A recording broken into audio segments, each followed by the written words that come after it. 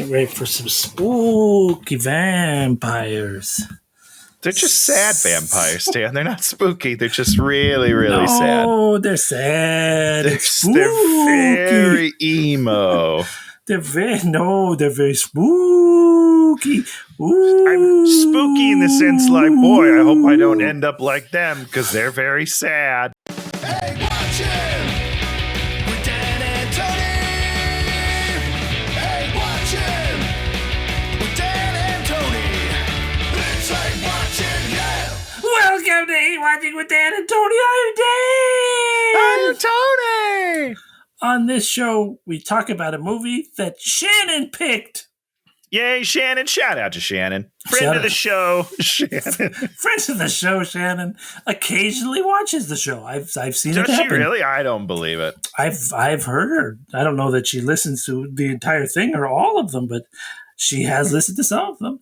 Wow. I mean, listen, that's pretty good for us. On each show, before we start, we talk about the movie we watched last week. No, we'll talk about the movie we watched last week. We don't do that segment. Each week. Did you learn something new? I have to. Yes, I absolutely want to talk about something. All right, finish your setup, and then we'll go back. Shannon picked the movie. My wife, she picked it. She picked Interview with a Vampire, 1994, 2 hours and 2 minutes. Yeah. It felt it. We don't. It did feel like the past. Sometimes they don't, but this did. But before we go into that, last week we watched Fountain of Youth, and I was walking the dog, and I was like, you know what movies are about? You have characters, and the characters have motivations to do something. And that's the whole idea of movies. Is a good interesting concept. Let me just say, the typical good movie, the character has a motivation, and then they usually have a sub-motivation. So their motivation's like, I want to discover the lost city, but what I really want to do is I want to come to terms with my father's legacy. Okay, there we go. Did you rewatch Lost City of Z or whatever that's called? You should just said Lost City. I've watched some of that movie. It's a great movie. And I'm sure, very fun movie. I'm sure if we dissected that movie, we would be like, well, what is Sandra Bullock's character wants a certain thing? What's his name's character wants a certain thing? Channing Tatum wants a thing. Daniel Radcliffe. Could you name the people in the movie, Dan? They're very important to me. Okay.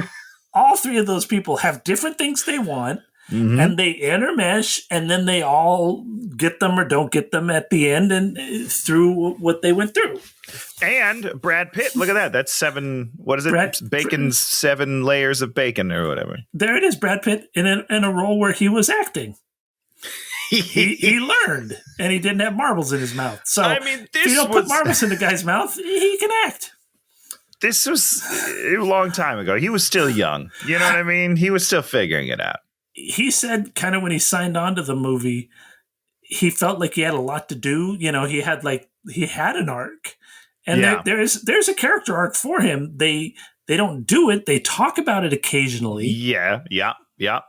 That's correct. Yeah. But he said kind of when Tom Cruise came in as Lestat, his thing sort of disappeared, and he was just standing around in the movie because he really feels like he's just standing around. Unfortunately, I think the problem is like Tom came in at a 12, right? This is like Cruise at a 12. I'm not saying it works. Let me be very, very clear. I'm not saying that Lestat works in this movie, but he is going at a 12. Like he is doing things. Whether they're appropriate or not, we can discuss in a little bit. Sure. But I think Brad was playing like a super under, you know what I mean? And Tom's like super over. So I assume everyone was like, oh, Tom is doing the thing. Tom is great. I feel like that's probably what happened. And then Brad just felt lost in the shuffle. And in the reviews, that's kind of everyone was like, Tom Cruise is doing a thing. And you're like, is he? Some people liked it, some people hated it from what I could tell, but at the time it felt like more people liked it than didn't. Yeah, it was. From what I could tell, you know? It was a success. It was a successful movie. The Shannons of the world who were diehard fans of the book were kind of like, I don't know. Well, there was a big backlash when Tom was cast, from my understanding. I remember and then that. Even Anne Rice was like, he's not Lestat. And then eventually she came around to it. Whether that's true or not, I have no idea. I think she said that she came around to it. I do not believe she came around to it. Yeah, I mean, that's fair. I have heard that the show, the Lestat, is much better. I don't want to say better because some people like Tom, but more book accurate, maybe, would be a proper term. They had the rights, right? She sold the rights before the book came out, which is, I don't even understand how that's possible. It's just awesome. It's amazing. And then she finally clawed them back and made the TV show. And I read about the show, and it's sort of interesting because the show takes place like a bunch of years after this movie, and they sort of interesting. He's back again. Louis is back talking to the reporter again. And after he had talked to the reporter again, essentially in this movie, I think. Or probably the book more accurately, because at the end of the movie, Lestat is definitely taking him as a new concubine. So exactly. That's the whole point is it sort of deals with, and then things don't exactly match up. So you're kind of like, well, what's happening? What's going on? Can we trust, super interesting. And they also talk about how it deals with gay and queer issues all over the place. And this movie, the book, you mean, right? Or the show, the new TV show and the book. And absolutely the book is definitely, and not this movie. This movie is the least dealing with queer issues. It's painful how they don't go anywhere near anything at all. Yeah, it is very 90s though, because like it's very it avoids it. Like it doesn't condemn it, but it avoids it at all cost. Right? They're like, we know you know what we're talking about, but we're gonna keep it a secret, right? No one's gonna talk about it. If you understand it, you get it, but we're not gonna talk about it. I didn't like that. I just don't embrace it. Well, yeah, but they wanted to make a lot of money, and they felt like, I mean, did it? It did well. It did well. Oprah Winfrey went and saw it, left after 10 minutes because it was too gory, and she felt it was demonic or something. Oh, cool. This movie that probably boosts sales. You know what I mean? I guess maybe when they ate the dogs, which was weird. That was weird. Well, yeah, that was weird. Yeah. But I don't know. I didn't find this strange reaction. I didn't find this movie. Well, it was the 90s, right? Yeah. 90s. Maybe we were much more innocent. I don't really remember that. Because I mean, I had already watched The Lost Boys, and that's way racier than this movie. Because The Lost Boys way better. Years before this, right? Like a decade. Yeah. Oh, because this is 94, right? And I think it was Lost Boys mid to late 80s, 86 or something. And The Lost Boys, it's 87. So I mean, it's still 7 years before. 7 years, and we'd had not The Shining, Salem's Lot on TV, which I guess creeped a lot of people out. This movie's but here's the thing, right? If you go back and you watch the TV Salem's Lot from that time, not scary at all, right? But it was scary at that point. At that time, that's what I'm saying. Terrifying. So, like in the 90s, we were just we were less desensitive. We were less pieces of shit. Let's just call it as it is. We're terrible human beings now. We're getting worse and worse as time goes on. Yeah. So this movie, it's not romantic. It's not creepy. No, but it should be. It should be. You know, like have these guys fall in love. You don't have to say it, but they don't even act like they're in love. They don't act like it. And that is, I think, one of the biggest detriments of the movie, because the whole storyline kind of relies on that relationship. And it doesn't really feel like a relationship ever. You know what I mean? None of the relationships feel like relationships. If I remember correctly, and we should ask Shannon this, I feel like in the book there's a lot of talk about like, I love you more than life itself. Like I feel like it's a deep love. I could be wrong, but I haven't read it since high school, but I feel like it was much more infatuation. Yeah, and she said there was lots of making out between the men, and there was implied, funny business going on between them. Funny business, as Dan avoids the topic. butt play. Oh yeah. So it just feels so soulless. Like I don't even think these guys like each other. I don't even feel like they like each other. Yeah, no, it's not. There's no connection between them, which is a huge problem. I mean, that's all, you know what I mean? Like there's that, the whole movie hinges on that, in my opinion. And that is not there. Maybe not the whole movie. Once we get Kirsten Dunst in, then the dynamic changes for sure. Something starts happening. But the first hour of that movie needs to feel much more weighted with emotions. Kirsten Dunst shows up. Kirsten Dunst shows up, and you're like, "Oh, wow! So people can act and interact and sort of have relationships." I wanted to ask you a question. Yeah. Picture yourself as Tom Cruise or Brad Pitt. You are a mega Hollywood star. You are a leading man, and then an 11-year-old girl comes into your movie and acts circles around you. How do you feel inside? Do you think that hurt emotionally?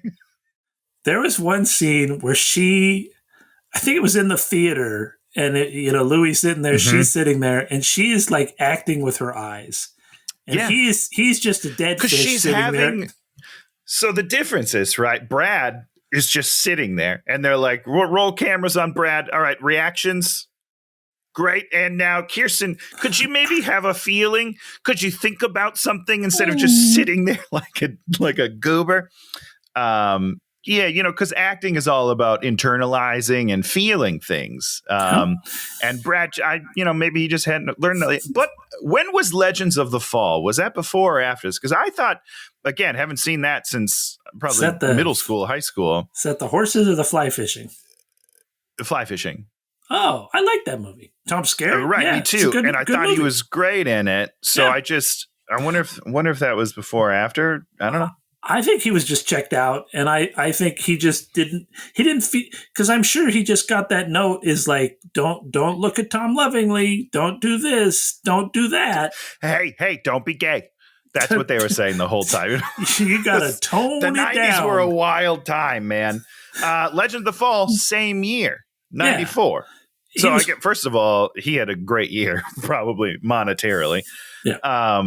But that's interesting because I remember him being very good in that movie. Because that's real father and son relate, because it's two brothers and a dad, right? And it's him all and this sort Aidan of Quinn, relationship stuff. He did all it's that also stuff. Another stacked cast. But this is also a stacked cast. It's hard. This is tough. It's hard because she's better than them. She like, it's just very noticeable. Well, my big problem with this movie is that it needs to be played like Shakespeare.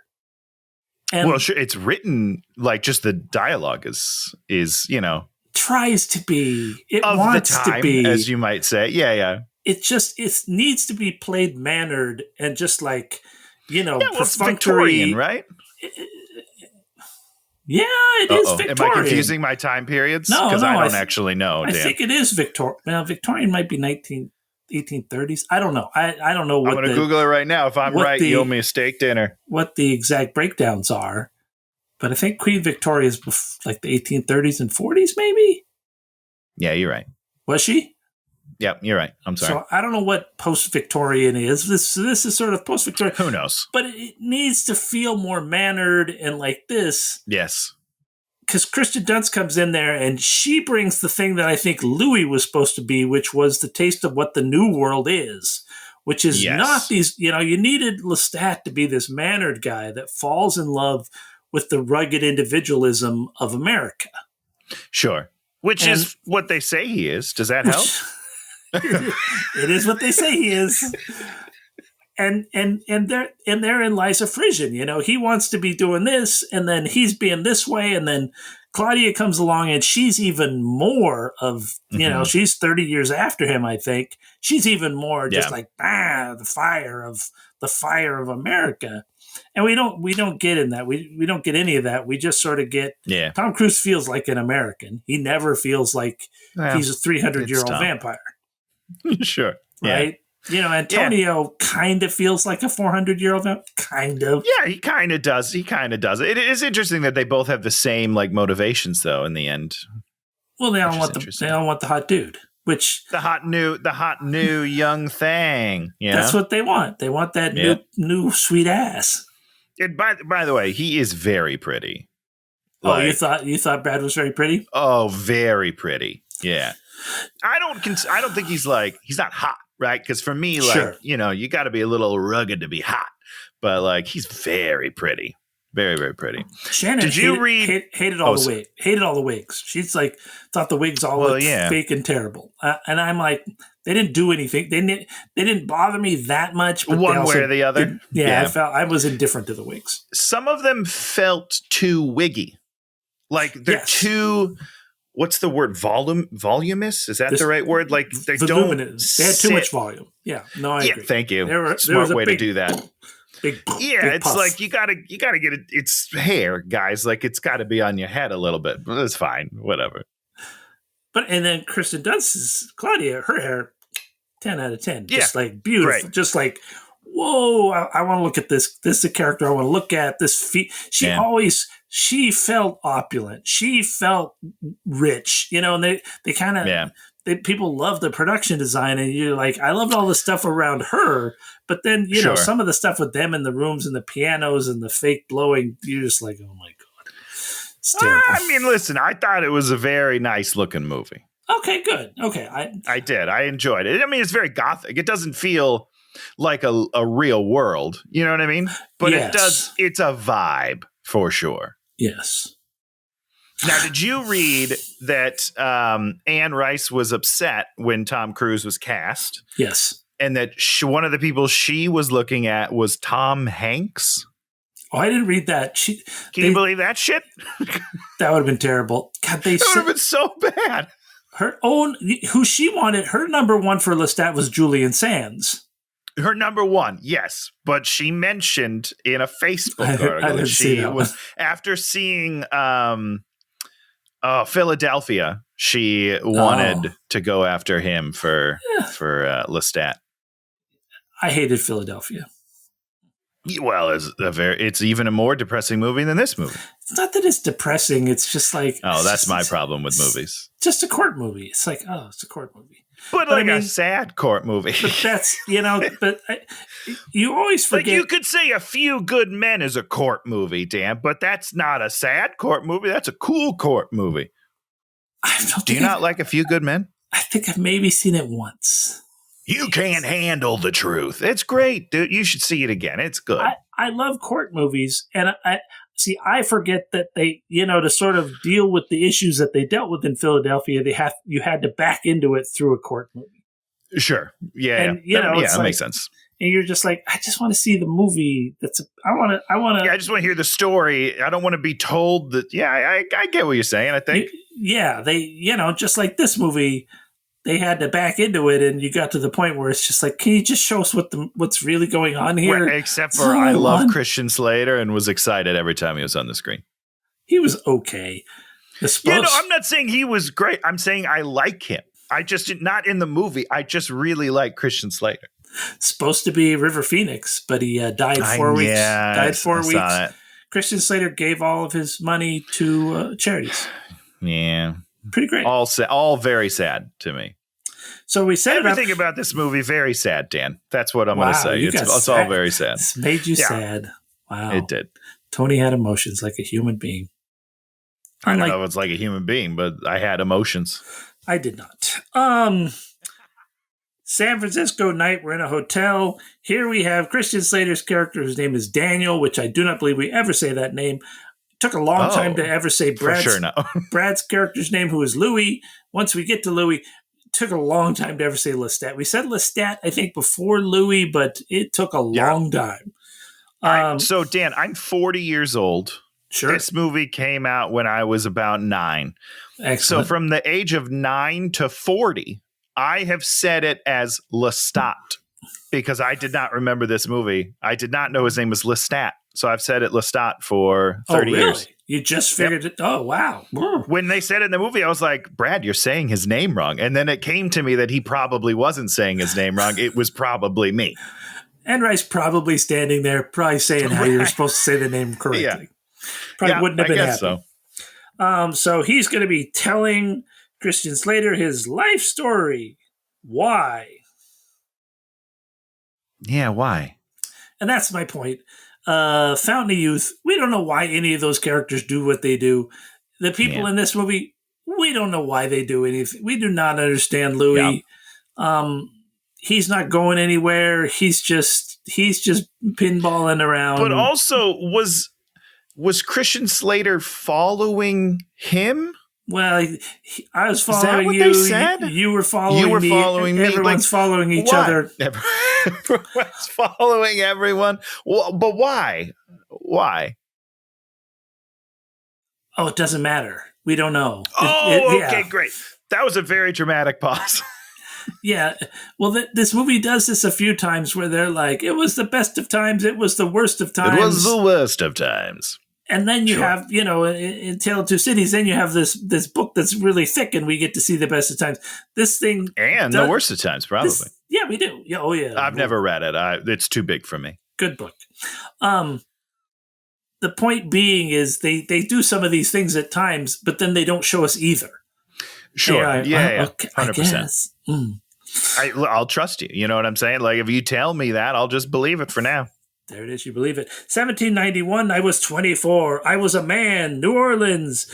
I had a dead wife and a kid, and I was suicidal because of that. So I'm boozing it up, and I'm possible. See, this is the whole setup. He's playing cards, and then he has 4 aces, which, good luck. You're never going to get 4 aces in your whole life. The percentages of that very tiny. And you're like, well, is he cheating or is he not cheating? The other guy accuses him of cheating, pulls out the gun, is like, I'm going to kill you. Then he's all like, go ahead. Put it right in the chest, buddy. Kill me. And you're Give me that shot on the chest. Why does the guy not kill him? Because he's chicken shit. We don't know. They don't answer that question. Well, you don't know. Well, he says, you lack something of your convictions. I don't understand the words they speak. He should, Also, how do you know that those were aces? Those were like blank cards, as far as I could tell, right? There's a single dot in the middle. That's an ace. That's an ace? Ace is a 1. No, ace is like a 0. Because well, you're right. No, there is no 1. I guess you're right. Wow. Listen, I don't play a lot of solitaire, Dan, okay? No, that's cards. It's called cards. I don't play any backgammon. No, that's not cards. Is that cards? Backgammon? No. Rummy 500. It has cards in it. Has Spades. Cards in it. Also cards. I longed for death. But did he, though? Here's the thing. I feel like it's probably really easy to kill yourself back in those days. Yeah. You know what I mean? Yeah. I'm just saying. Like, I'm not saying he should have or anything, but I just feel like maybe we're being a little disingenuous with the way we're saying these things. Yeah. So Lestat up in the second floor falls in love with him, goes and saves him when he's about to get robbed, flies him up in the air. Only part of flying we ever see him do, I believe. Tom, yeah. And he starts drinking him, and then he drops him in the river. Yep. So he can decide to die if he wants to die in the river, I guess. No, I think it's after the river that he has to make the decision, right? Yeah, but I don't mean, know, it was confusing because he doesn't get to choose. He either has to drink back or not. Yeah, we'll talk That's about how you get changed, right? We'll talk about the choice thing in a second. But I mean, I think maybe him dropping him in the river, it's like, well, if you want to die, then just drown yourself to death or something. Yeah, just stay in there, I guess. Yeah. If you crawl out, I'll give you some of my juice. Some of my juice. At home, he is sick. Lestat shows up and he's all like, "You're sick and you can't eat food because you're going to be a vampire, but I can give you another life. But I'm going to let you make a choice I never had." Okay. Yeah. So he goes, he sees his final sunrise his final sunrise. Yeah. It's weird. It doesn't look like a sunrise. And it's also not like a good sunrise. No. They should have waited until they had like a really nice, vibrant sunrise. I mean, they should have shot a sunrise that looked like a sunrise. Sure. I mean, it would have helped. Yeah. He goes back there, and then Lestat, they get the big music, and then it's time to choose. And he kind of goes like, yeah, whatever. I'll do it. Which is not what a guy that was longing for death would say. Very confusing. So we don't, the big initial thing that sets up the entire movie doesn't make any sense. I wanted to die. Someone told me I could die. And instead, I decided to live forever. That's the opposite. It's the complete opposite of what he said he wanted to do. Very confusing, unless he falls in love with Tom Cruise on sight, but we don't play that either. If he looked into his eyes and was mesmerized and just was like, all you have to give us a look in your eyes and in your mouth, just like because at the end, Christian Slater's like, I want to be a vampire too. Yeah. And once again, I don't buy it. He's just like, well, no. Don't make any sense. I want to have all that power, and because it sounds really cool when this guy has just spent hours telling him what a torment it was being this existence. My life is the worst, and he's like, oh, I want that. I want to do that. I want to be sad for 200 years. Give it to me. I wouldn't do it that way. I'd be like one of the cool vampires who ride a motorcycle. Well, isn't that what we all think? We always think we're going to be one of the cool ones, and then we're just not. No. Vampire comes at me, I'm like, no, kill me. I do not want to be a vampire. I don't want to live forever. I think I'm in. Let me live forever? Clear. Not necessarily. Well, I mean, I'm not against it. With that because beard? You want that beard going back like that every time? I mean, I would shave better before it happens. You know what I mean? It'd be like a Santa Claus where he shaves and just grows right back. I could be a part of that. I want to see what the future holds. Like where does this planet go? Because right now, we're on a bad track. Does it make it another 100 years? I'm curious. You want to sit through 100 to see how terrible it goes? That's exciting to you? If I could choose, I would time travel. If we had a time machine, I would just hop 100 and just check it out. That would be more what I would prefer. But if my only option is live forever, I'd take it. Wow, Tony wants to live forever. Dan? Let me be very clear. I'm not going to kill people. I will eat off animals. You just have a big dead pile of rats. Well, I was thinking, and I don't really know, you don't have to drain something all the way, right? So if I farmed cows. They implied with and that I just one drained cows. Yeah, sure. You know what I mean? Like I could just have a little suckle on a cow, and then like they're all fine still. And we live for 20 years until they give me little cows. What are those called? Calves? So you're going to live out, or you're going to have like your own farm where you eat the cows? I would farm. I would live off the land, because also I don't want people around too much because I would probably eat them because I don't think I have the best self-control. As you can see from my large stature, like if people tasted as good as chocolate does, I'd be in real trouble. You'd be eating people. I'd be eating people left and right, never stopping. So I got to be isolated on a farm with some cows. Yeah. So he's now a vampire. His body dies. He comes back as a vampire. We get a few more rules. Some vampires can read minds. Yeah, that's not really a rule, though, is it? Like some people can do some stuff, other people do other stuff. Who knows? So whatever suits the story. I said to Shannon, is there magic in this? And she's like, I don't know. I'm like, great. That's about right. Yeah. Just like so much of this movie's kind of like that. You're just like, well, there's sort of rules, crucifixes, no, coffins, yes. Why coffins? There's no explanation as to why, I mean, can't you just sleep in some place that's dark and safe? I think so, because I don't think Tom has a coffin at the end, right? No. Well, right. No. So he's just in a cabin that is dark. I don't know. It's loosey goosey for sure. Loosey goosey. So now they're vampires, and okay, they're vampires. And then we start eating ladies at the bar. They they kill a girl somewhere and then just throw 3 coins on the table. I'm sorry. There's no situation. This one's one of those things where it's like, we killed 2 or 3 people a night and we just left bodies laying around everywhere. It's like, no, this is Are you too sure much. the 1700s were wild? That's what I heard. I think Jack the Ripper killed like 9 people, and he was the biggest story in the world. He's still famous now. He didn't kill 100 people, I don't think. Yeah, they did. They killed hundreds. I think it was like 9 people. So you leave 9 people laying around, which is what they're going to do in 3 fucking days. Yeah, because he says whole that life is he going to be eats cleaning up twice a day, right? 2 or 3 people a day. 2 or 3. Yeah, like that's a lot of people.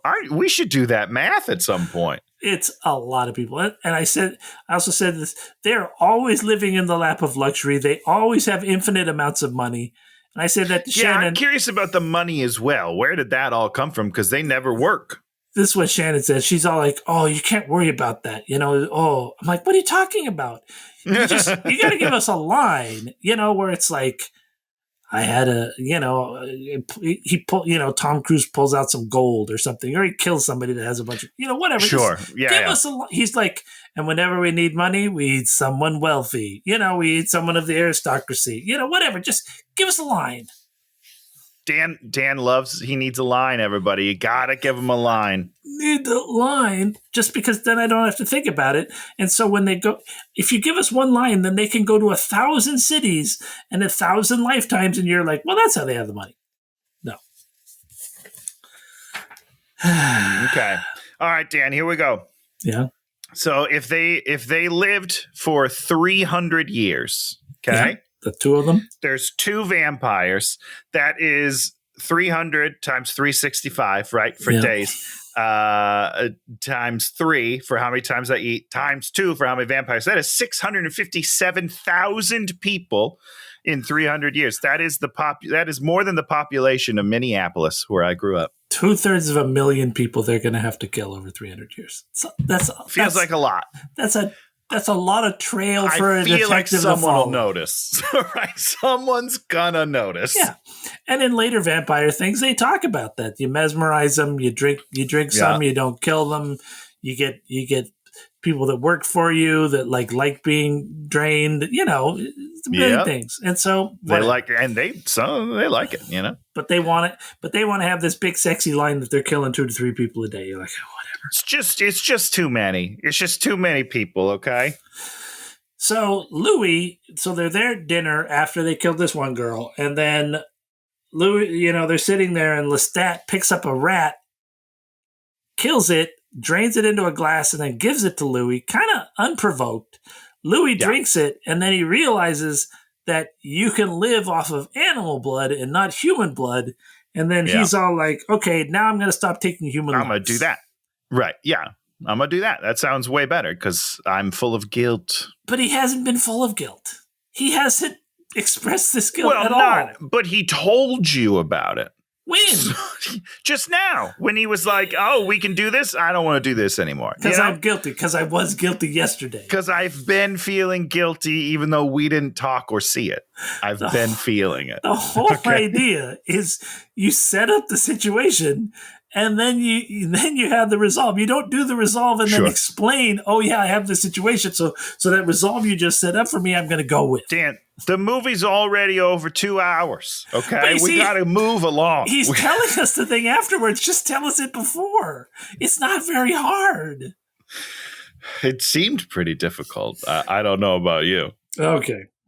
So he's not eating anymore. We talk about the 2 to 3 tonight, but Lestat's a snob. He likes to kill society people. Once again, this is New Orleans. There's not 10,000 people in society. If you're killing 2 or 3 people in society every night, society they're going to notice really quick. They're going to know, and it's going to be gone pretty soon. Like there's just not that many available. So that is the exact wrong thing to do.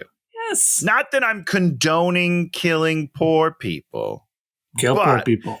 You kind of in that situation, if you're doing 3 a day, you kind of gotta. You can't hit the people that people are going to notice right away. Then we have this really weird throwaway line, which is a throwaway line that offended me. Uh-oh. Evildoer. We look for evildoers because evildoers tasted better. Sure. But then we never dealt with this evildoers. You know who they like? They like young little boy. They like young people. They like a girl that's 21 years old and never had sex. That is who they like. That is exactly who they like. You know, the pure blood, you know? They like purity. They do not like evildoers. No, it's very weird that I don't even remember that being said, to be honest, because it probably just didn't make a lick of sense. Nope, doesn't make sense in the movie. So then we go to the society thing. He picks up this old lady that's got a young guy, and then we set up this whole thing where she killed her husband, blah, blah, blah.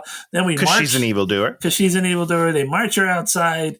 They eat the boy, and then the old lady's like, oh, I'm so old. Why are you interested in me? And then he's all like, because I'm going to eat you, Louis does. And then he's like, I changed my mind. I'm going to eat your dog. Or instead, I'm going to eat your sweet little dogs. I didn't like it. I didn't like that at all. Them. Normally, you kill some dogs in a movie. I hate your movie. I instantly hate your movie. This one, I'm like, whatever. I don't care. It was weirdly ineffectual. Yeah, I agree. Yeah. But it was still like a weird choice for me. I wasn't mad because normally I would be mad, but I was just like, what? This is weird. And then they kill her anyhow, like snap her neck, which is pretty cool. I don't know. It's a weird movie. It's a weird movie. It's a very weird movie. Dr. Pissed, Lestat kills her pissed. Everyone's pissed. He's all like, life without me would be even. He starts eating chickens. Hold on, that's the line that bothers me the most. Is life? What does he say? He says, life without me would be even worse, even more unbearable. Right, and I don't know if I agree with that. Lestat says that to Louis, evidence, right? No, I know, but yeah. And I just haven't seen evidence that Louis would be worse off without him. No. I feel like the opposite is true. So it's just a weird line. I don't know. Louis is much happier when he's wandering around. Even when he's like looking for vampires in Europe and can't find them, he's happier. He just much likes more to happier. wander and just chill. Like that's kind of him. You know, he's just a homebody in a way. You know, he doesn't like to socialize and go out and eat fancy people. He's eating the chickens. The locals get riled up. So many chickens, by the way. Just like 100 chickens. Is that how many chickens it takes to satisfy you in one night? I'm confused on how long this is going on. But it's a whole coop of chickens just bloodied. Louis wants to know the meaning of it all. Like what is the vampirism? What does vampirism mean? And you're kind of like, you're never going to get good answers to that. But Lestat won't give him answers. He's like, right. Well, I'm not telling you anything because that's my secret. Right, but yeah, the thing is, he makes it seem like there is one, and I just don't believe that to be true. And you're not wholly convinced that that's what Louis is missing. Yeah, no, not at all. Lestat takes off. The servant girl comes in, which I think is Thandie Newton. Okay, so she's definitely in the movie. I saw her in the credits, and I was like, I don't remember her being in it. Okay, there you go. That's her. That's got to be her. Good for her. I wonder if this is how she got Mission Impossible. I wonder if Tom and her like hit it off, and then he was like, hey, come do Mission Impossible with me. That's cool. Good for her. Yeah. He nibbles on her, and then she freaks out, and then the workers attack, and then he's like, this place is cursed. I'm the devil.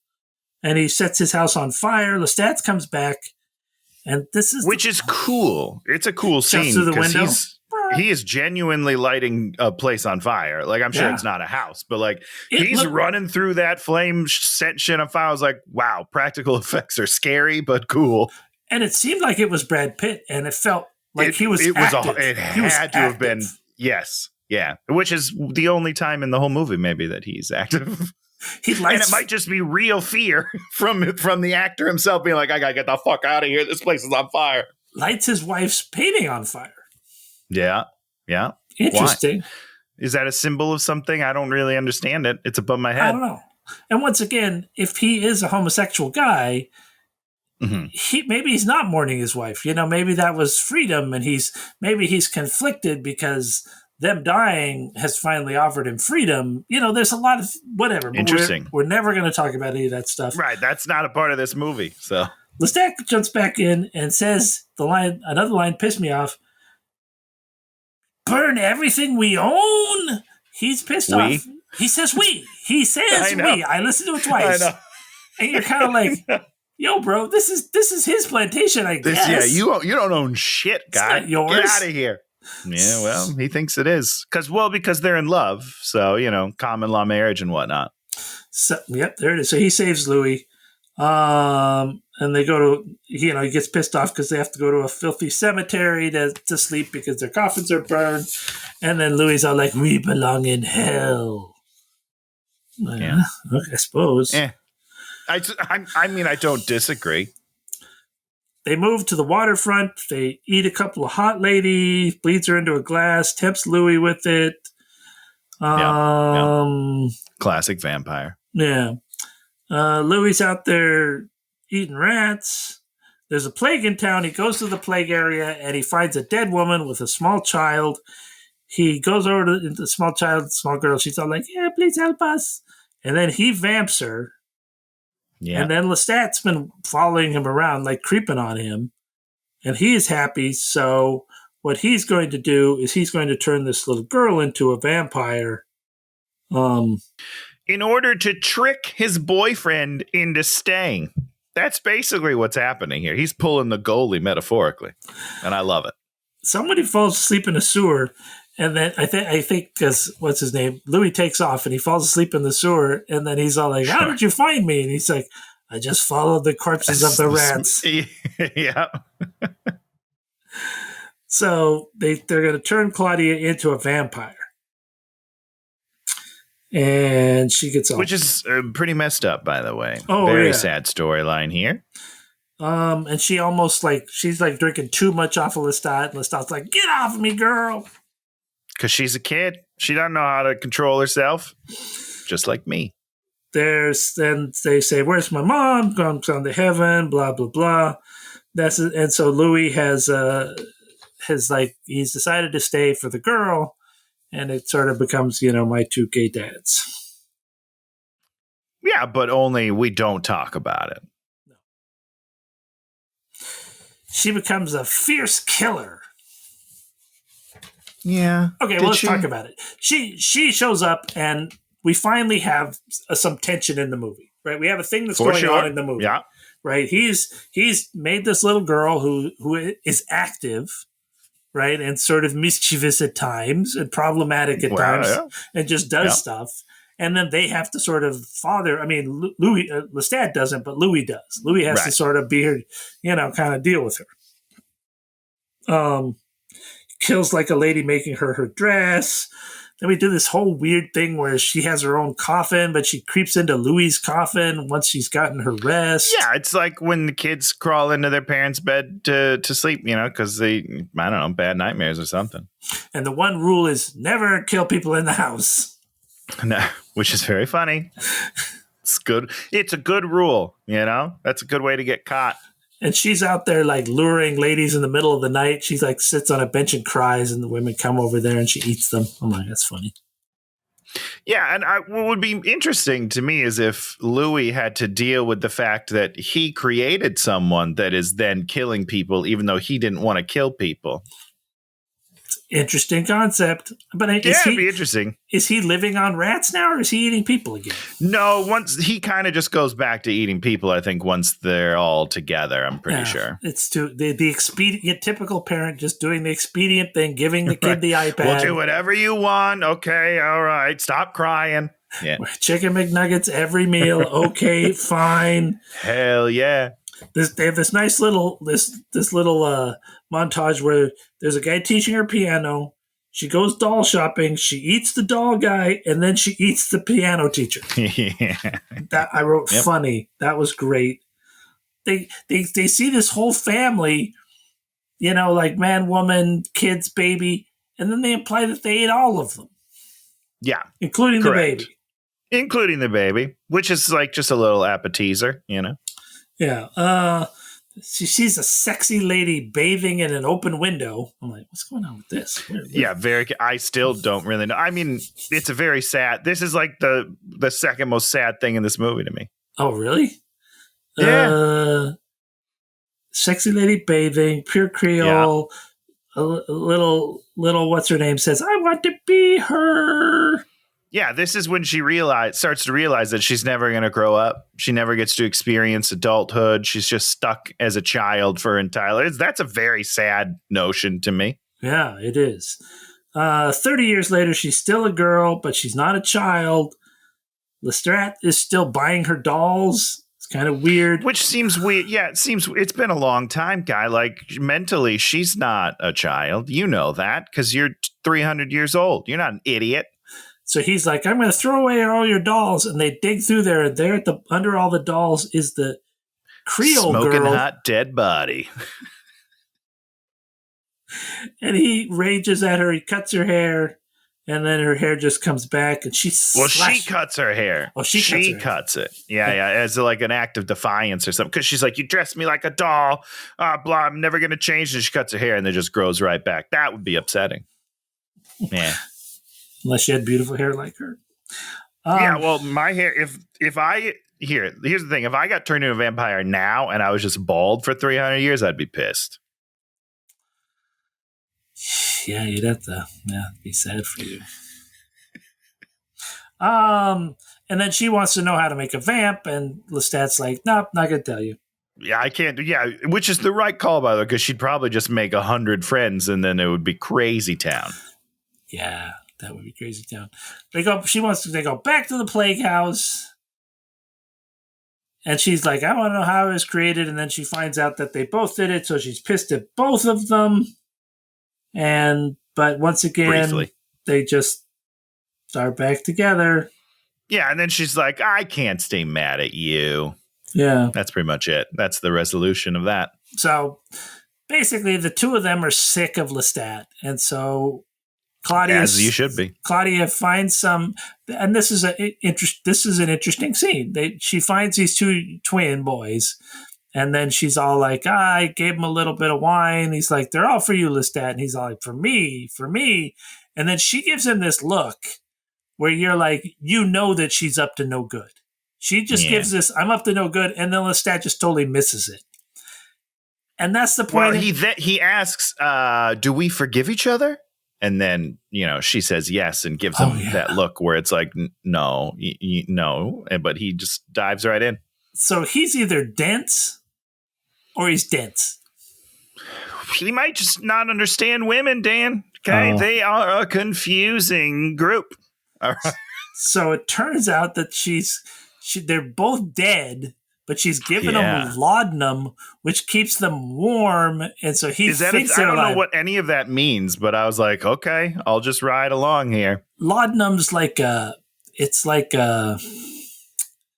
is laudanum? It's like I think it might come from like an opium thing. So you're gonna be like stoned. If you're on laudanum, I think you're like stoned but euphoric. I think that's what laudanum is like.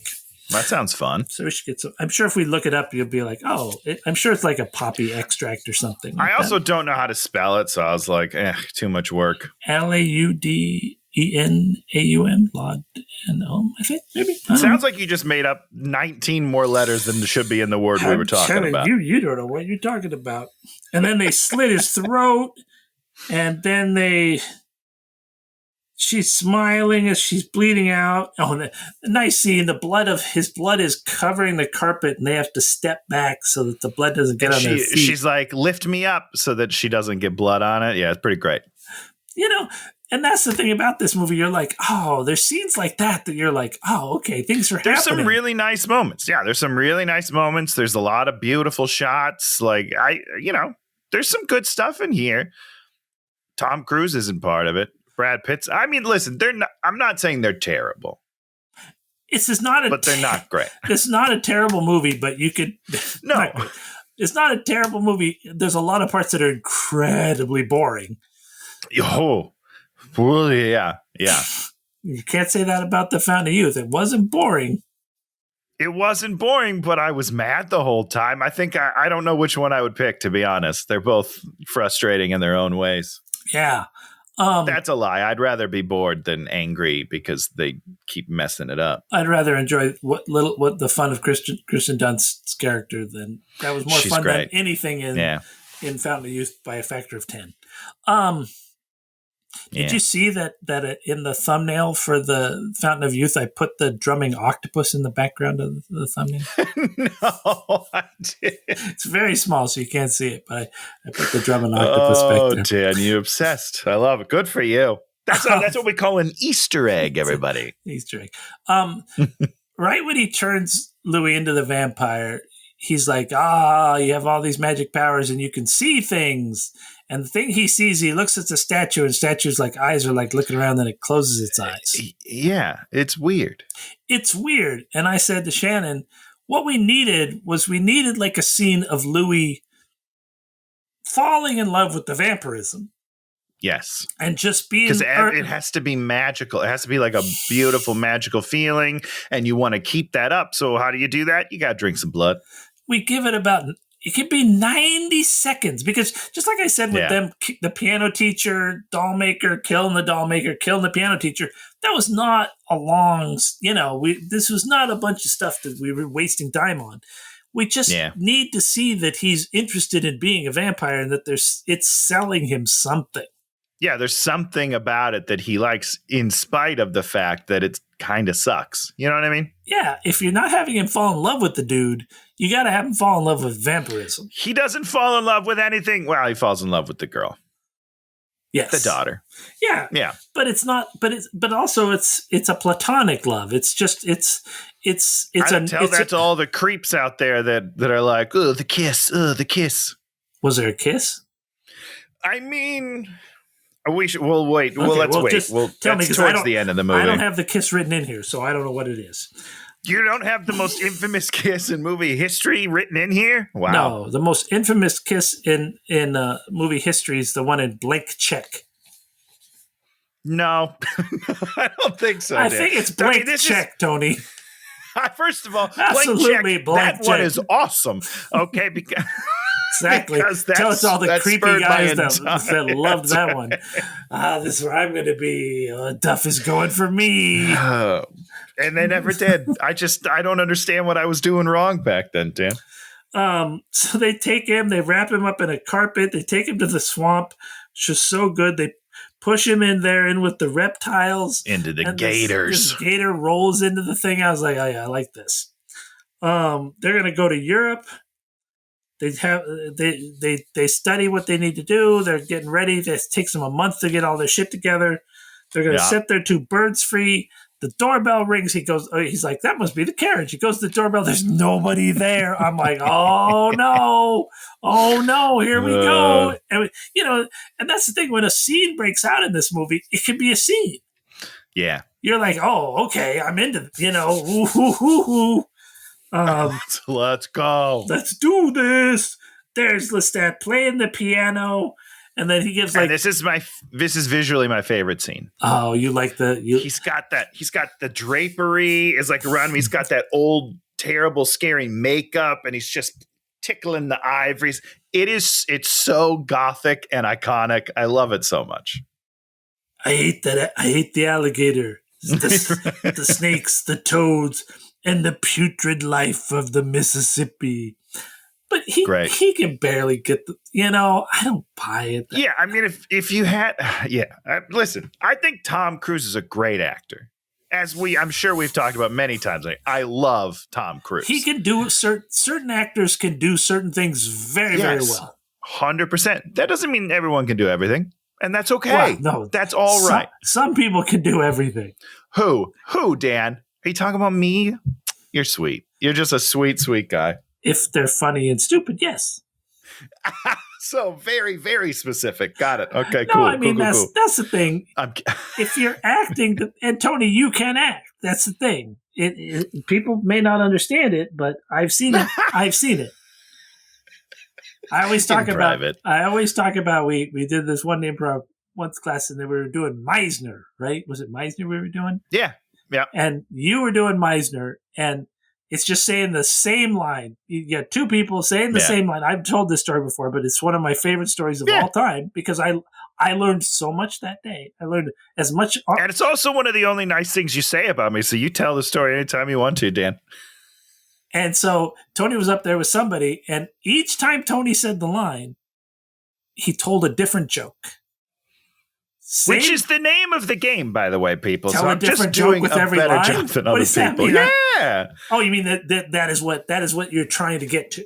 Yeah. Yes, in that exercise, that's what you're trying to learn in that exercise is like how to deliver a line differently and get a different type of joke. You know what I mean? But you weren't you were like, I want to do it now, or I want to do it now. You weren't doing funny voices to get your laughs. Sure. You were emoting and putting intention behind each line, and it became funny. And it was a beautiful thing to see. And it was, I wasn't the only one laughing. There were, everybody was into it.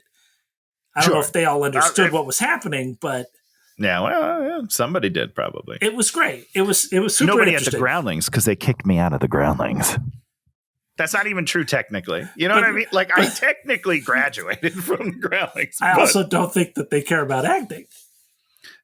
They also didn't seem to like me, Dan. Okay, I've tried to be friends with a bunch of them. I follow them around and I call them on their. I'm kidding. Never seen a single one of them since.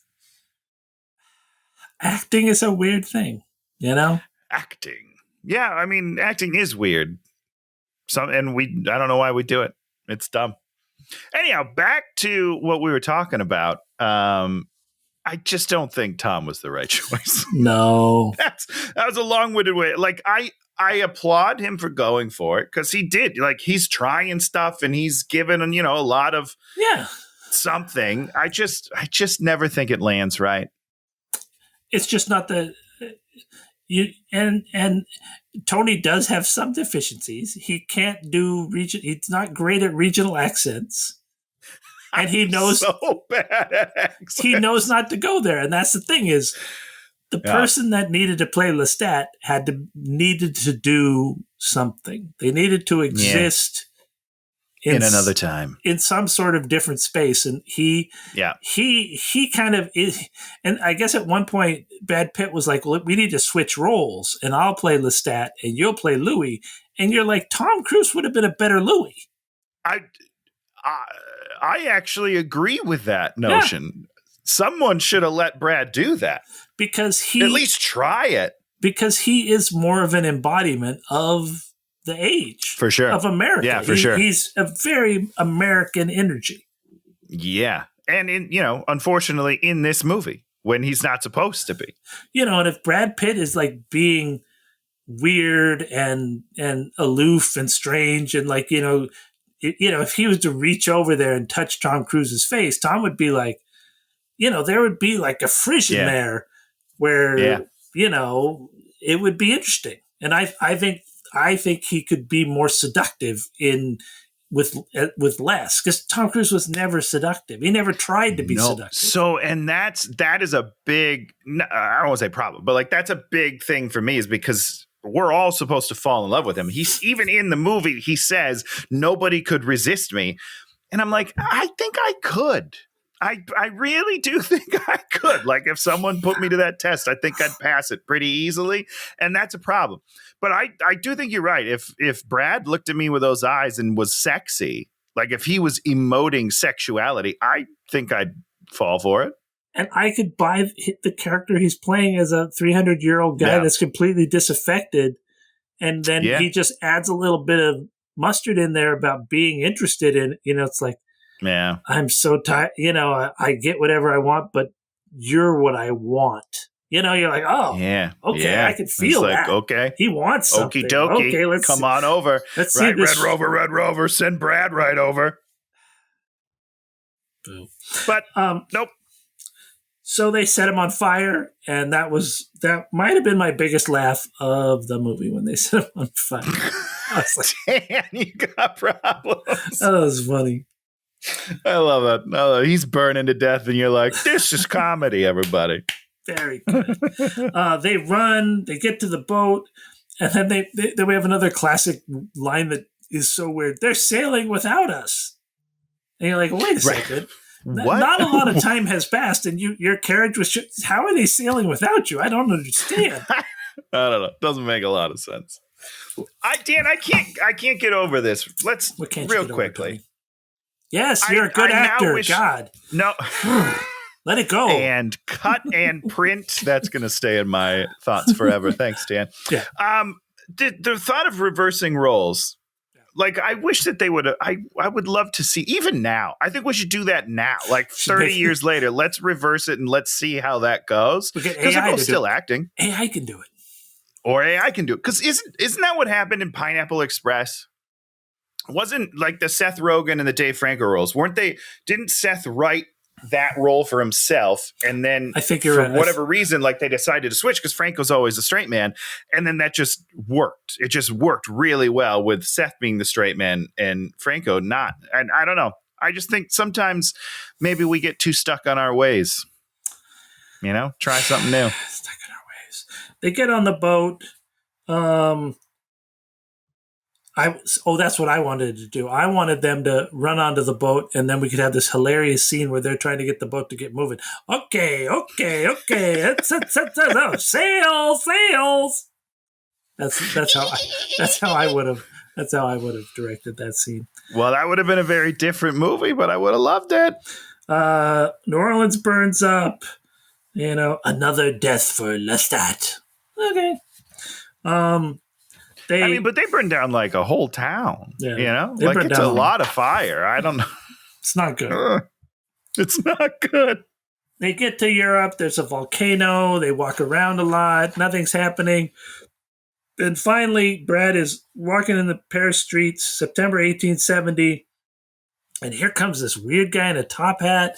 And he starts mirroring his actions. And then he starts walking up the walls and dancing. Yeah. And then he knocks his hat off. Shannon hated this scene. Hated it. Yeah. I loved it. Oh, Dan. It was like I loved it. I'm like, what is happening? Where are we? Well, right. So the difference, I think the difference between you two is she had that exact same reaction, but just in a very different way. You know, the words she said were the exact same, but we say it more like, "What is happening? Why is this happening? Who is this idiot?" No. And then Antonio Banderas shows up. He walks over, gives him a card for the Theater of Vampires. Okay. Which is weird, but okie doke. Boom. We cut to the vampire theater scene. I think this was the scene I liked the most in the movie. I get that. We do a couple little bits where they chop people in half. This guy falls in the well, and then they drag out this young lady that we all know is a real victim. And then she's like, "Someone help me!" And then they strip her down, and then which feels very unnecessary, by the way. No. Very enjoyable. Thank you. Very enjoyable. Thank you, vampires. If I'm going to terrorize a woman, she's going to be naked on the stage with all of my friends around. That's very weird. I don't know about it. They're vampires. They should be weird. Vampires, I mean, they are weird. They're already weird. That guy was doing mime stuff in the alleyway, Dan. He's already weird. Nobody likes him. I mean, if you're going to sell me on vampirism, show me this thing. I'm like, well, now I'm thinking about it. Now, let's, okay, vampire may not be so bad. You got my interest. This is a little stage play. I could do that every night. That'd be fun. There's no way that it's going to run for very long because people are going to realize that those people are now missing. I know. Nonsense. The implications of everything. It's just like, you have a whole theater where you do this every night? How's that working? You have 100 to 200 witnesses where the cops will be like, "Hey, what happened to that girl?" And they're like, "Well, they murdered her on stage. I think it was fake, but now she's missing, so it was probably real, officer." And there's one lady in the thing where she's all like, "Take me!" And they're like, "We'll do you later." Which was great. That was a fun little, because, people are fucked up.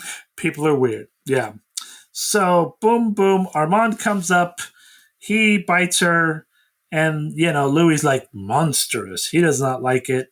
And he throws her back. They pick her up, and she's descended upon by all the other vampires. Just visually great. Yeah. It's visual when they all close in on beautiful. Visually stunning. I was a little confused because he kept talking about how they were going to make her their bride, and then they tore her to pieces. So that was a lie. I think bride is synonymous with lunch. Oh, I see. Okay. Yeah. I'm going to have Bride pretty soon. There it is. Ah, damn. Whew, that's a joke. Tony got his. They gotta have to keep track of Tony's jokes.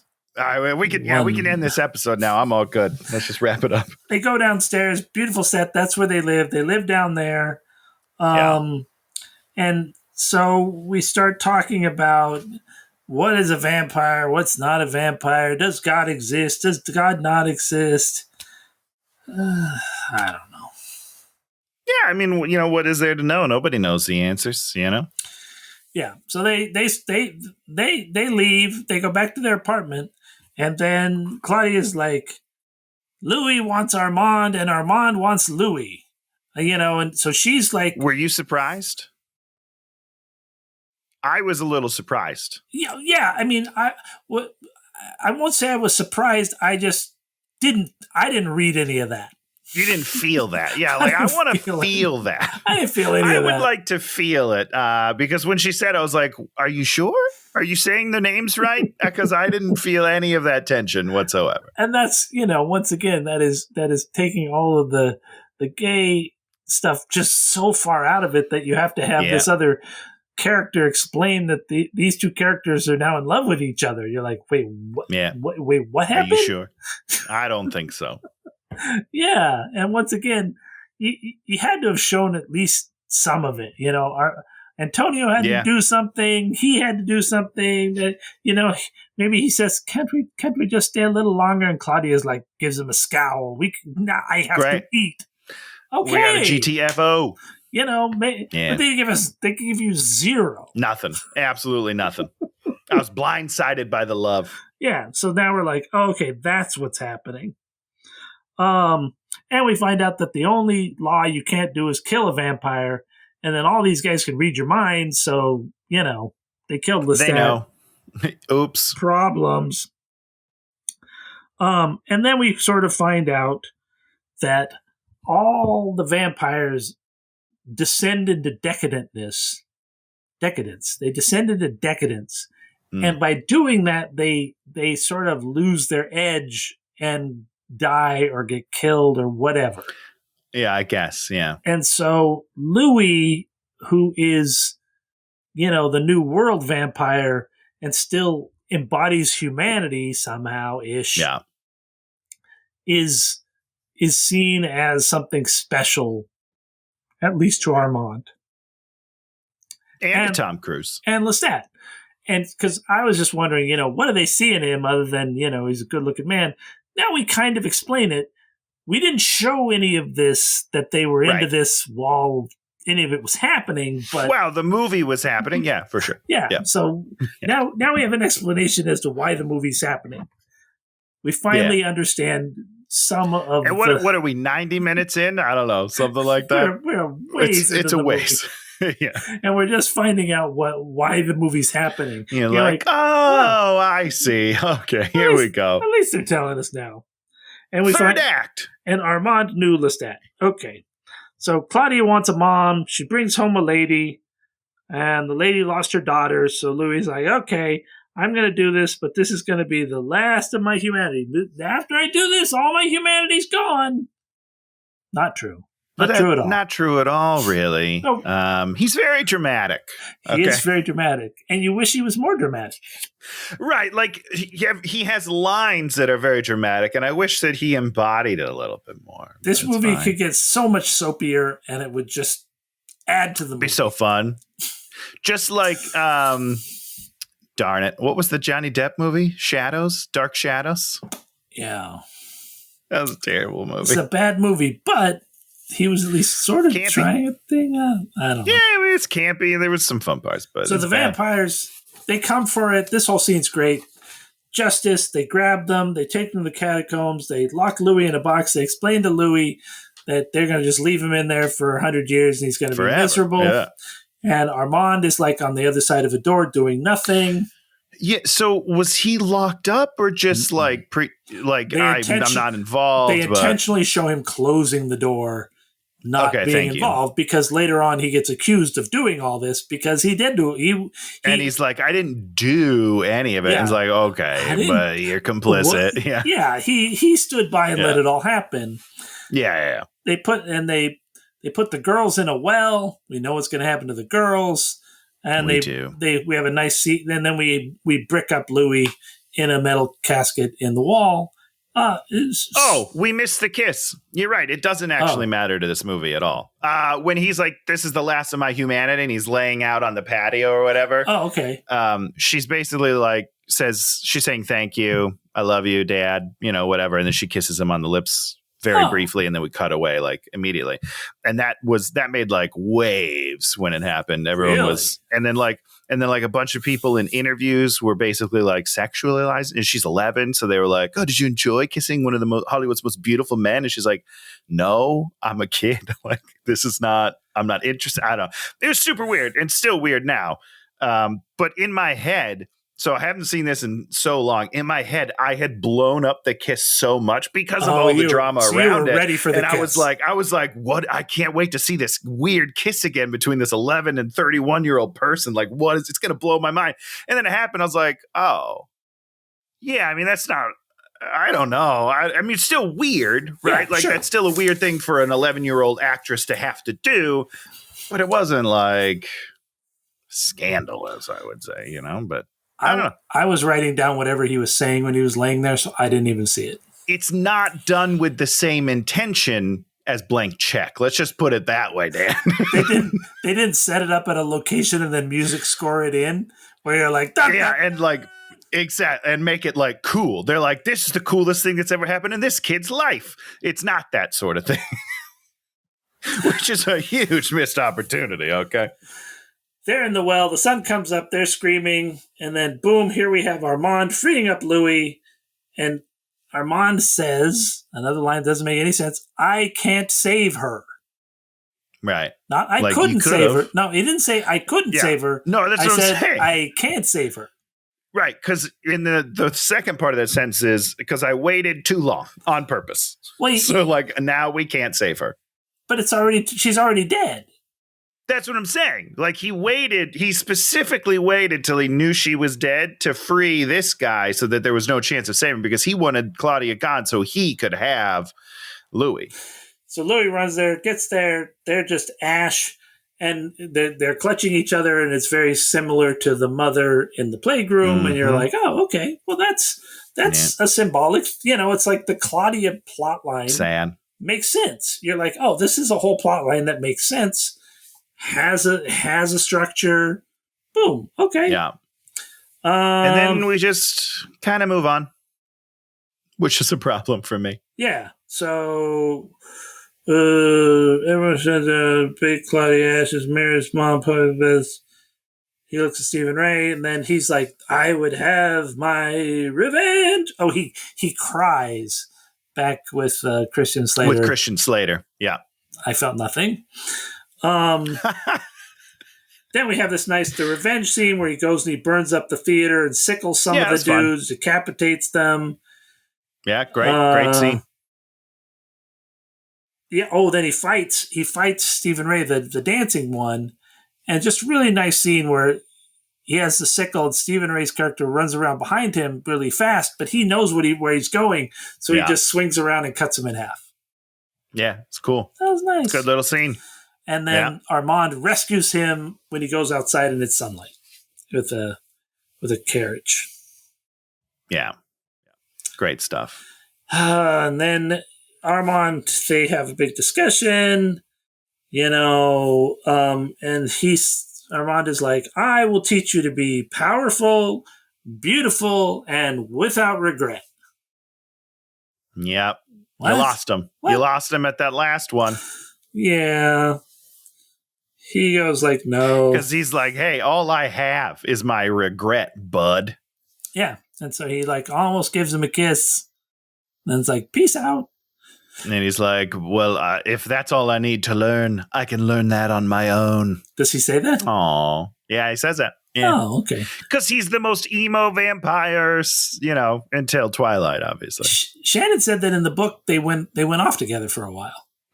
Yeah, well, so that's what the end of this movie is definitely like Hollywooded up from what I remember. I don't totally remember the ending, but it's not this. It's not what happens here. It's really weird. He wanders around. Yes. He says the world was a tomb to me. He misses Claudia. But then he comes to the United States, and then they invent the movies. And so he watches Nosferatu. Which I get because that's how I escape as well. So, you know, me and me and Louis got a lot in common. He's going to it's going to rock because it would have been rough for like a lot of years with television because television in the middle of the night was just terrible. You know, it was just, I don't know if you remember this, but it was terrible, right? I think the only TV I watched at night was scrambled porn, Dan. Yeah. So I don't know what to tell you. For a lot of years, there wasn't that. There was just the normal channels. And then you're right. It was terrible. Yeah. So he's loving it. He's watching the movies. He's watching Superman. That was really weird. Great stuff. He leaves a screening of Tequila Sunrise because he's got to like watch sunrise movies. I was like, that's because he loves sunrises. That's really dorky. Walks back home and he's all like, I smelled someone old to death. Goes into the creepy house and boom, there's Lestat sitting in a chair, rocking chair. Still alive-ish. Sorta. And he's all like, Louie, my beautiful Louie, you know, give me some blood. Give me some blood. Like, nah. No blood for you. Talk about the helicopter, Tony. I mean, you're finally giving you something to talk about. Great. Something I don't understand. So a helicopter with searchlights comes right outside his window, like steering the searchlight directly in on his body. Like 10 feet out his window. Just, they're looking for him, like 100%. I don't know why, but they're looking for him. And then they found him and they're like, now we can leave. But in the middle, Tom's like, the light. And Brad Pitt's like, it's fake light. Don't worry. You're fine. He's all like, it's false light. I'm like, false what light. The hell is false light? He says it like we should know what that means. It means there's no UV rays. But also, this is not the first helicopter ever invented. So why doesn't Tom know that already? I'm very confused by this scene. So weird. And like, why is there a helicopter beaming a light in there? I'm like, I don't understand. Right outside. And it's right outside the window. It's not like it's high in the sky like it does in LA where like searchlights kind of go across the ground. You see it. It's literally levitating right outside the window. Searchlights right in the pilot's like, hey, there's two dudes in there. Okay, let's go. And then they leave. I don't know, man. Do you know how helicopters work? I don't really. Do they levitate, Tony? I don't think they levitate. Yeah, they hover. They levitate. They levitate off the ground with their propeller blades up top and behind. So he's like, sorry, bro. Peace out. He leaves, and then he goes and talks to the reporter. The reporter. Yeah, is that immediate? Is that like the same night, you think? No. I don't know. It doesn't matter, but. No. Yeah. And so the reporter gets to this. We're up to speed, and he's all like, "Make me into a vampire! Make me into a vampire!" And he's all like, it's not going to happen, but maybe I'll eat you. Well, what he says, I failed again, or something like that. And I was like, what does that mean? I don't understand. He's having trouble with journalists. I don't know. It's weird. This is my third journalist this week. Shoot. And then he runs away, gets in his car, drives away in his car, and it's all like, whoo, that was a close escape. I got away from the vampire by not doing anything. And then he's like, he reaches back, he's like, push my tape recorder so I can listen to the story again. And the story starts playing, and then boom, Lestat is in the car. Lestat is eating. Lestat chomps him. They don't crash. They stop at the side of the road. Then Lestat gets in charge of the car, and he has drunk. What does he say? He says something really stupid. I feel better already. Yeah, that's what he says. Now, I have a lot of questions because ostensibly it's been like, 100 years since that Brad Pitt's been back and Lestat has just been staying in that cabin? Yeah, I guess so. Why does he all of a sudden have the energy to go drink someone's blood? Why hasn't he done it before now? Just because he's so sad? Is that what's happening? Like he's just so lonely that he's like, I'll just stay here. I don't understand it. Maybe put some cat food out. That's my guess. Attract some animals. He's getting better animals. You know, he's moving up the food chain. Slowly getting better day by day. I found a $5 bill and I bought cat food. Here, Whiskers. Yeah, I don't know, man. I don't know either. It's very strange. But then he's going to keep him. And then we get that sweet, sweet song. What's the name of that song? It's a Rolling Stones song. Yeah. Pleased to meet you. The Devil, Sympathy for the Devil. And who? I think that's it. Who was singing it? Yeah. Who was doing it? I don't know who's doing it. Guns N' Roses. Oh, Guns N' Roses. I like them. Their final song that they did before Slash and Duff left. Oh, man. Tough stuff. Every rose has its thorn. Is that them? Or is that Poison? That's Poison. Damn it. They do. Gotta get my 80s music straight. September Rain. And they do Sweet Child of Mine, right? That's Guns N' Roses. I got that right. Sweet Chili O' Mine. Okay. Sweet chili and lime. Is that a joke that's been said before? No, it's Sweet Chili O' Mine. They don't spell child. They spell CHIL. Oh, I thought you said sweet chili and lime, as in like a chip. That would be a great commercial for a chip that is sweet chili and lime. Sweet chili and lime. Right? I thought that's what you said, Dan. That's almost what I said. So at one point in this movie's, it took 18 years to get to the screen. They were going to gender swap Louis and make him into a woman, and a woman was going to be Cher. Shit, do you believe? Okay. And she even recorded a weird song that was going to be like a everlasting love. And she used the song later in one of her other albums. But yeah. That's incredible. I don't think it would have worked. That would be no, I don't think that would have worked at all. But also, that's how hard they're trying to stay away from being gay.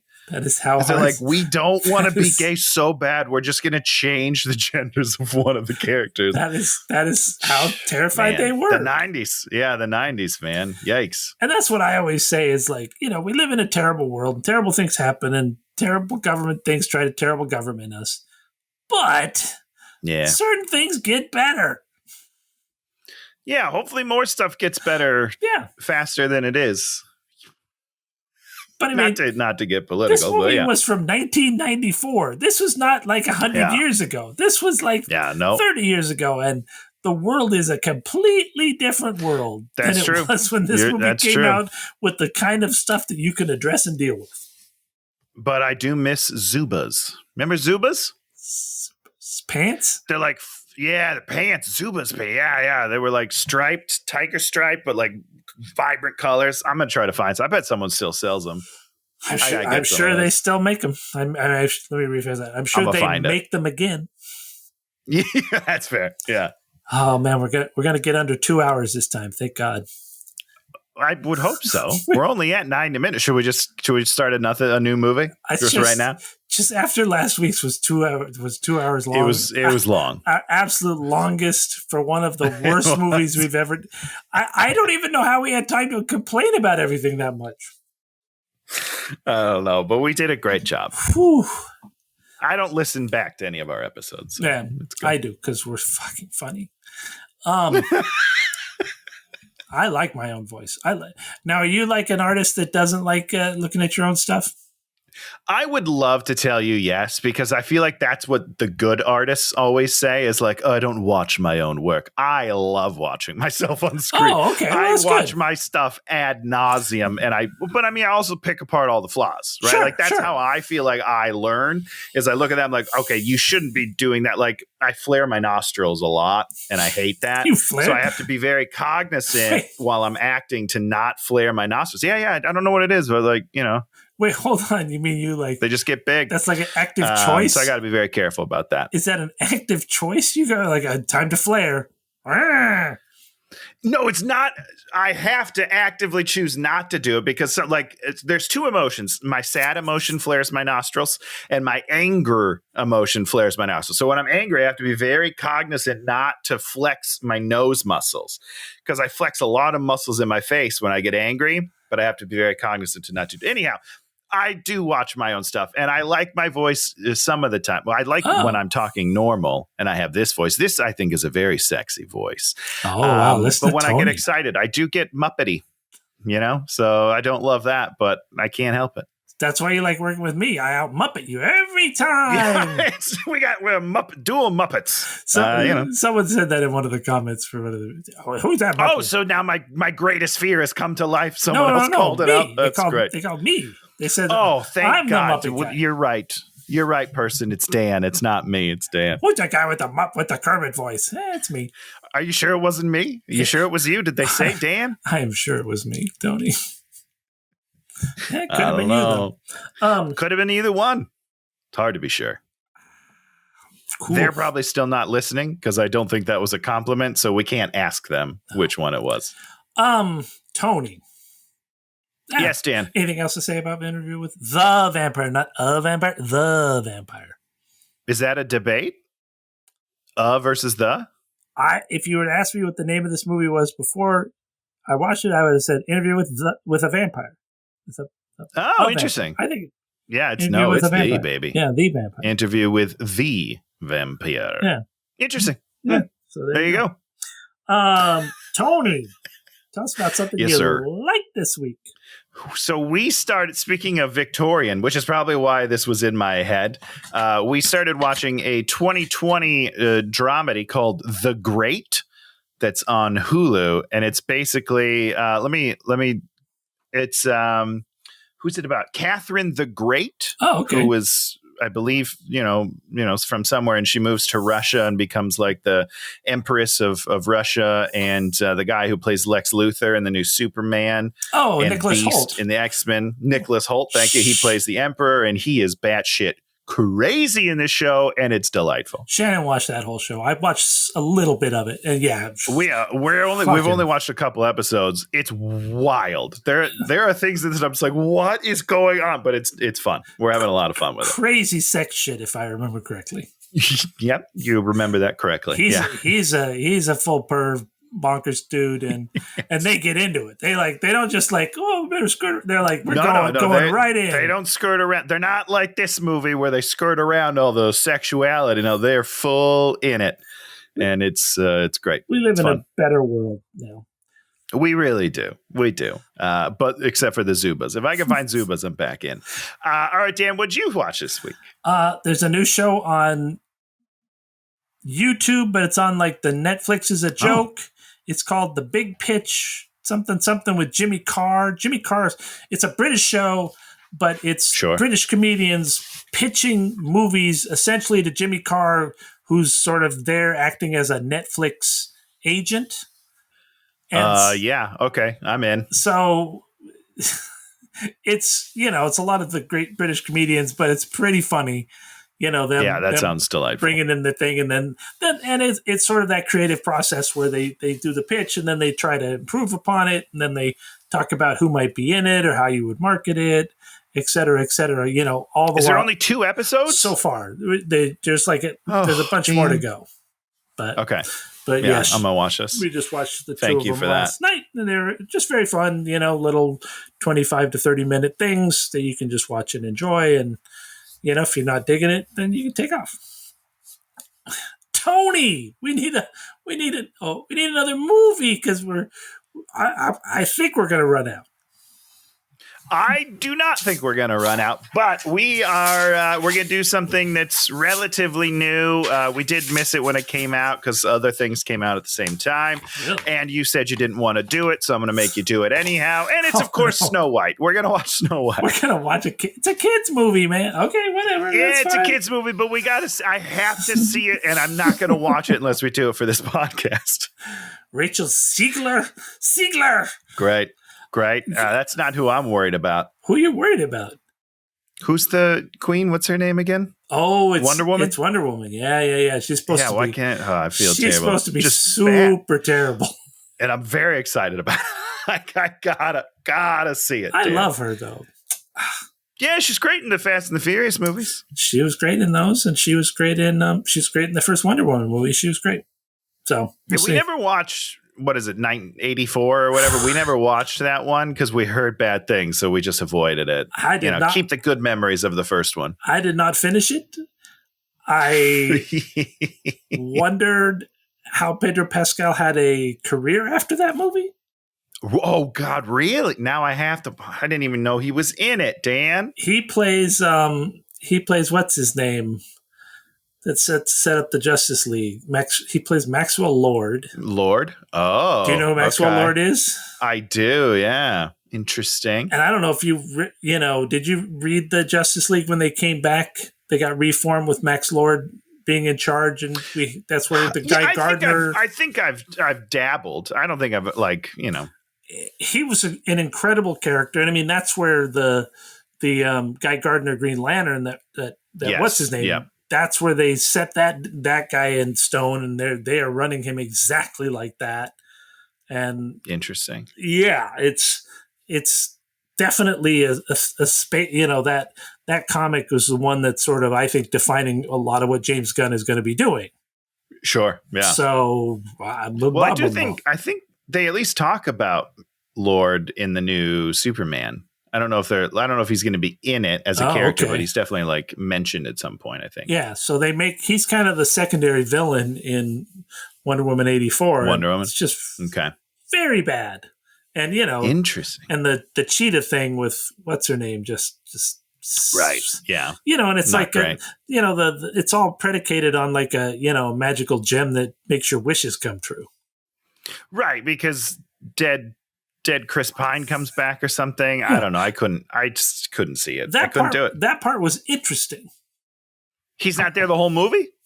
Well, I mean, that aspect of the movie was what I found interesting. The rest of it was just he's great. So weird. I love him. He's great. And that's the thing about it is he's great in there. And he comes in there and you're like, oh, he's so believable. And then what's his name's Max Lord is the least believable thing. And then Kristen Wiig's Cheetah is also unbelievable. Yeah. And you're like, that was the thing about the first Wonder Woman movie is it felt very believable. And whatever that one where what's his name was playing Batman and Wonder Woman came in, Ben Affleck was playing one Batman, and then she was in one of the Batman movies or something with him. Yeah, she comes in Batman v Superman, which is silly. She comes in at the third act of that when they're fighting the big bad guy. As Wonder Woman. I think it was in the first Justice League movie. The three of them are sort of the two of them. They're are also in that. Yeah, and I liked that part of it. I thought that was really interesting. I thought that part's made sense, but whatever. Yeah. Whatever happened to that weird guy that was playing the Flash? That Ezra dude. Ezra, I think bad things. Is he done? I think it's not. I mean, I don't know for sure, but he was definitely in trouble. Because he used to talk. They. Sorry, I believe it is. I believe pronouns are they. I believe. Okay. I apologize. I'll look up that dude, see whatever happened, or that them. Look them up and see whatever. happened. I think. I don't think it's great if I remember correctly, but I don't know. Didn't end well for them. Okay. Yeah. Okay, what was the movie we were doing? Oh, Snow White. We're doing Snow White. We're doing classy Disney Snow White. I'm sorry, Dan. We have to do it. I don't care what you say. It's my choice. I'm hoping it's 96 minutes long. That's what I'm hoping. Oh, I should look that up real quick. I know it's going to be 2:02 because they added a bunch of songs. So I'm sure they're punishing us. They did? Can you do that? Oh, yeah, they absolutely. It's only an hour 49. It's not that bad. That's not that bad. I'll live with that. Yeah. We haven't done a lot of musicals, and I like musicals, so. I also enjoy musicals.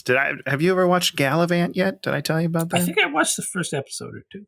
I love Gallivant. It was okay. Oh my god. You like? Well, you should watch more of it, Dan. You like more straight up Broadway-ish things, and I like older stuff. Yeah.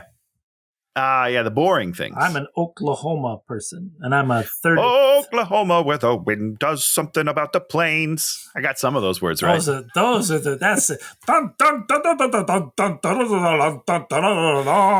we both like Moulin Rouge, right? That's where we overlap, right? Moulin Rouge. I was singing. Let me talk about a real movie. I sing. Yeah, what about that? That one where he seduces her and they fall in love with a song on the elephant. That's it's like you want a show where two people are falling in love and it's not a bunch of dialogue. It's just a song and looks. And you're like, oh, yeah, they now love each other. He's very charming in that movie. He's so good. He's so good. Ewan McGregor. Love that guy. We could be heroes. Yeah, I watched that. One. Just for one day. I watched that whole. You will be me. No, I won't. I'll drink all the time. Sorry, I have the whole movie memorized. Do you? I don't know if I've ever told you that. Do you really? Yeah. Yeah, I do. It's a good movie. I was obsessed. Except for I turned it off before before that it happens. No spoilers here. Your ending is a happy ending. You're damn right it is, because that's what we want in life. And that's what happens when people have consumption. They have happy endings, Tony. I don't even know what it means, so I can just ignore it, Dan. That's what life is about. Consumption. Ignorance. Not survivable, I don't think. Back then. I got to consumption. Okay, so if you like what we see, give us a thumbs up, subscribe, or leave a comment. You can share. We did Shannon's movie. We could do your movie. Yeah, we did.